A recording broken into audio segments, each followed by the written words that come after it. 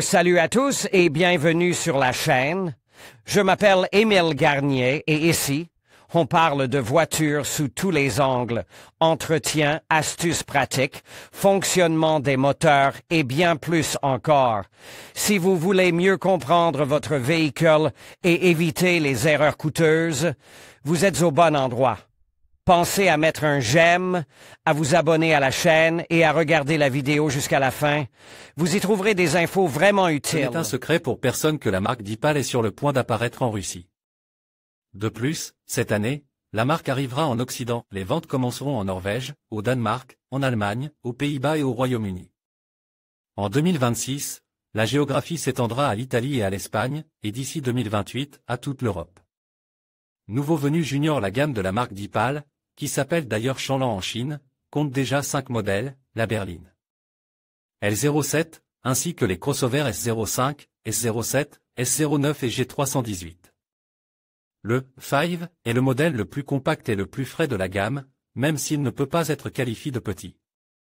Les dimensions du crossover sont de 4620 x 1900 x 1600 mm, l'empattement est de 2880 mm, c'est-à-dire que les dimensions du S05 sont à peu près les mêmes que celles de la berline L07, de la S07, de la S09 et de la G318 Aval H7 extérieurement, la nouveauté est similaire aux autres modèles de la marque, des optiques à 2 étages, un pare-choc avant vierge sans calandre, des poignées de porte escamotables.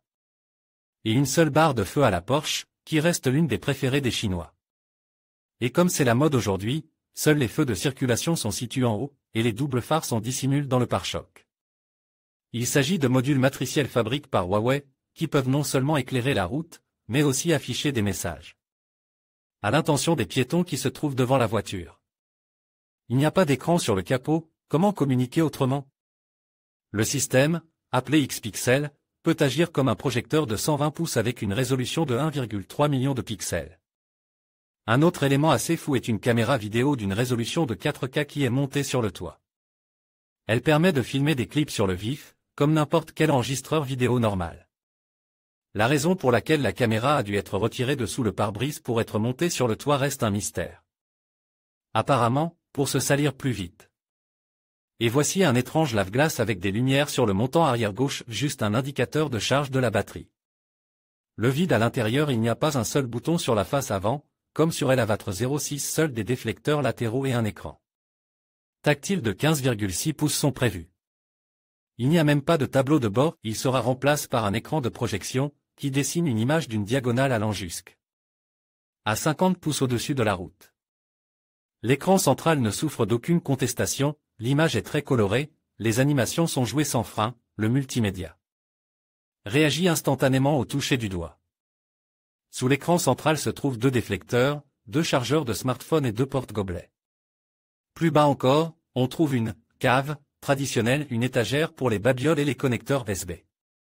Mais le volant est intéressant. Tout d'abord, il est presque rond, ce qui semble incroyable pour une voiture chinoise. Deuxièmement, tous les boutons sont analogiques et il y a quelques joysticks pratiques. Troisièmement, sur le rayon gauche, il y a 2 boutons spéciaux pour les likes.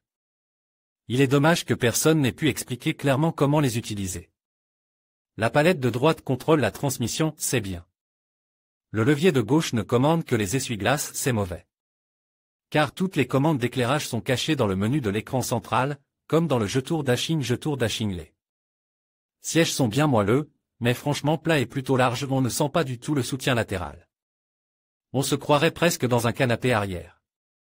Mais un réfrigérateur de 13 litres pour la nourriture et les boissons est caché dans la coudoir entre les sièges avant. Les portes du Deepal sont dépourvues de cadre, de manière mature, et les matériaux de finition sont généralement agréables. Cependant, à l'exception du plastique budget avec un motif naïf, sous un arbre. Sur le montant gauche du pare-brise se trouve une caméra vidéo qui surveille le conducteur. Quelques versions, le volume du coffre de la version hybride est de 464 litres, tandis que celui de la version purement électrique est de 492 litres, auquel s'ajoutent 159 litres à l'avant. Oui, la S05 est comme la Changan E07 et d'autres nouveaux produits, elle peut être soit hybride, soit entièrement électrique, selon ce qui vous convient le mieux.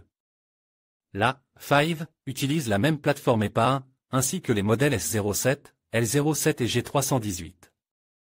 Suspension uniquement à ressort, à l'avant McPherson, à l'arrière multilevier. Sous le capot de la version hybride se cache un moteur atmosphérique de 1,5 litres JL 469 Q1 d'une puissance de 98 chevaux. Comme d'habitude, il sert uniquement de générateur pour recharger la batterie de traction et n'est pas directement relié aux roues arrière motrices. Celles-ci sont entraînées par le moteur électrique XTDM 38 d'une puissance de 218 chevaux. La capacité de la batterie de traction est de 27 kWh, l'autonomie en mode électrique est de 200 km et l'autonomie totale de 1234 km, selon le cycle chinois CLTC. La Dipal S05 hybride accélérée d'un départ arrête à 100 km/h en 7,9 secondes, avec une vitesse maximale de 175 km/h. La version électrique du crossover est également à propulsion arrière, mais dans ce cas, les roues sont entraînées par un moteur électrique. XTDM 40 d'une puissance de 238 chevaux. La transmission intégrale dans la 5 n'existe pas en principe. La capacité de la batterie de traction est de 56 kWh, l'autonomie sur une charge est de 510 km, également selon le CLTC. Accélération à 100 km/h 7,3 secondes, vitesse maximale 180 km/h. Des prix raisonnables. Les prix de la S05 en Chine sont vraiment très attractifs, 119 900 yuan pour la version électrique, soit environ 1,3 million de roubles au taux de change actuel. Tout comme la Lada Niva Travel. La modification hybride est un peu plus chère, 139 900 yuan, soit environ 1,5 million de roubles. Mais elle reste moins chère que, par exemple, la Lada Largus. La première nouveauté de Dipal pour la Russie sera la S07, suivie de la G318. L'avenir nous dira si le S05 apparaîtra ici et combien il coûtera. En conclusion, la Dipal S05 se positionne comme une alternative intéressante au prix de la Niva, grâce à ses innovations telles que le projecteur matriciel et les boutons intégrés au volant. Ce premier bilan met en lumière des caractéristiques qui pourraient séduire les automobilistes à la recherche d'un bon rapport qualité-prix. Reste à voir comment ces éléments se traduiront dans l'expérience de conduite au quotidien. Merci de nous avoir suivis et à bientôt pour de nouvelles analyses sur l'actualité automobile.